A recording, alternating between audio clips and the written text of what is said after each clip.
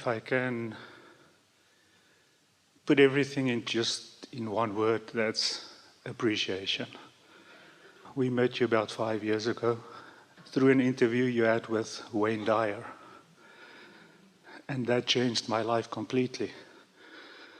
I grew up hardcore Baptist.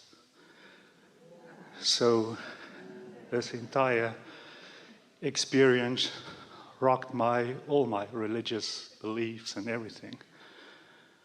I was always passionate to know that there was much more. And I'm still passionate in that Christian belief. What I want to do now, going forward, is this liberty, this daily getting rid of old bondages, to get that message out to my friends and family in a way that's going to be acceptable to them. That's my first question. How will I be able to do that? If I read the Bible now, it just opens, I read something different to what I read 20 years ago. When I read, I'm the way, the life, and the truth, I see it all in the sense of alliance. What you're talking about is you're at a different vibrational place, and so when you read it, you receive it differently. And it's the same with all of these people that you are wanting to assist in feeling better too. But you said the most important key words. You understand that if they're not asking, then your answer is annoying. Because whether they understand it or not, there is no law of assertion. So when you find something that you feel has set you free, you feel your connection with your inner being in a stronger way than you ever did before, and you try to explain it to someone that isn't asking for that, they will misunderstand your offering as something that is offense, and they will get defensive. And when they get defensive, you know what happens? They get disconnected from their own inner being.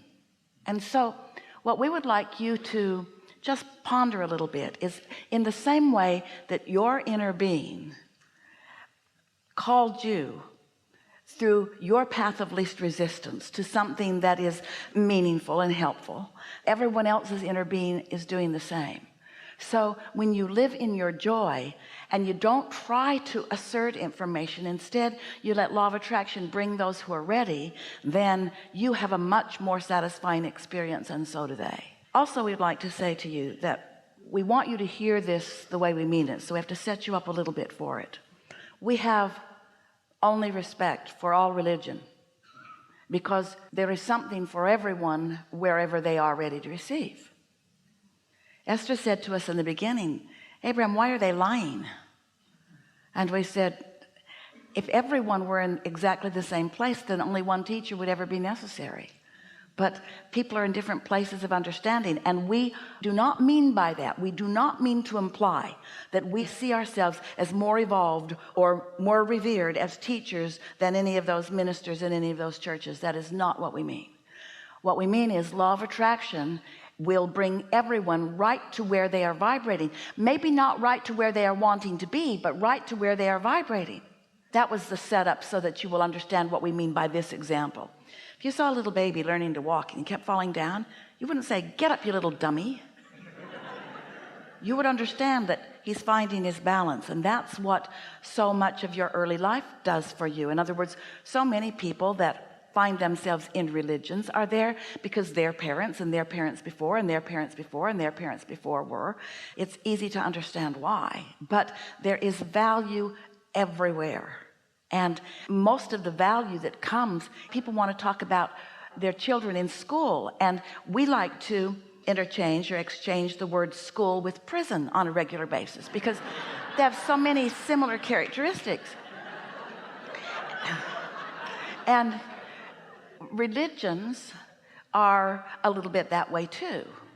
That's that bondage that you sort of feel, that other people expect you to accept the way that they are looking at things. But the thing about all of you is that as your life comes what feels like at you, it's really your point of attraction, and you are responding to it, it's easy to get into that place of thinking that it needed to be different to evoke a different response from you, when really what is happening in every phase of life is that there is the potential of it being a very strong step one moment. What humans misunderstand about what they call God, about what we call source, about what we call life, about what we call the universe, is humans, for the most part, especially those who are involved in religion and believe that they must stay right there. We don't want you to stay right here either. We want you to get out and do what you know to do. They, in a pretty regular basis, feel like they are under some obligation from before to be there. And this is the most important thing that they think, that is a flawed premise. They think that God is perfect and complete, and that they are here as sinners and incomplete to prove their worthiness to something that has already got it all figured out. And instead, what is really going on is that humans are magnificent extensions of this source energy, and through their leading edge exposure to life, they're coming to new awarenesses and new desires, so that all of that, if you want to call it religion, must be moving forward. It's expanding. So even sacred texts, and there are so many that are regarded that on your planet, must be understood as still evolving. Why would anyone want to dig up some old text that was written for those who were living a very long time ago under very different conditions with very different contrast that caused them to ask for very different things, and then try to make that the book by which they live their life, when every single one of them has an inner being within them who has moved forward every bit of expansion that they have experienced? Your inner being is standing there with the whole of who you have become, reveling in all that you are and calling you forward. And we also want to say to you, a lot of people meet up with that inner being when they are in church, because they go, they feel reverence, they feel respect, they feel common love for the people around them, they get tuned in, they sing, they revel in the good things of life, they reach for good feeling thoughts, and they often find alignment, and in that alignment they find connection to their inner being. So we'll go this far with you: you can meet your inner being in church, but you don't have to go to church to meet your inner being.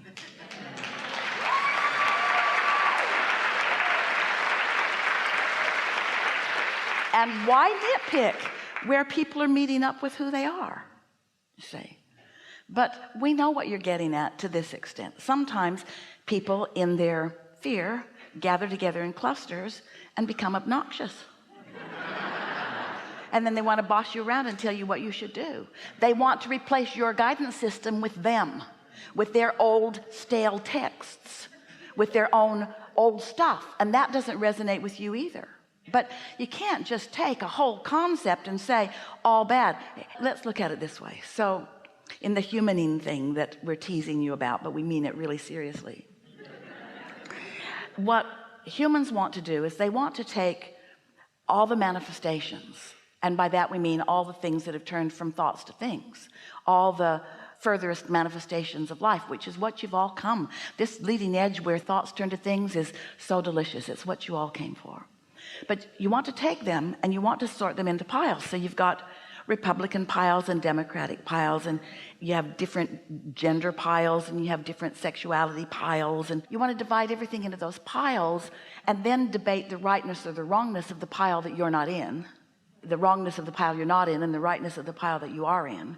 You can sort of see all those piles, can't you? You read about them in books, and people are always wanting to pull out their pile and announce it and pronounce it and call attention to it. So see all those piles, and now we want you to just sort of make two piles out of them, under the influence of source and under the influence of something else, under the influence of who you really are, or under the influence of fear or something that's far from who you really are.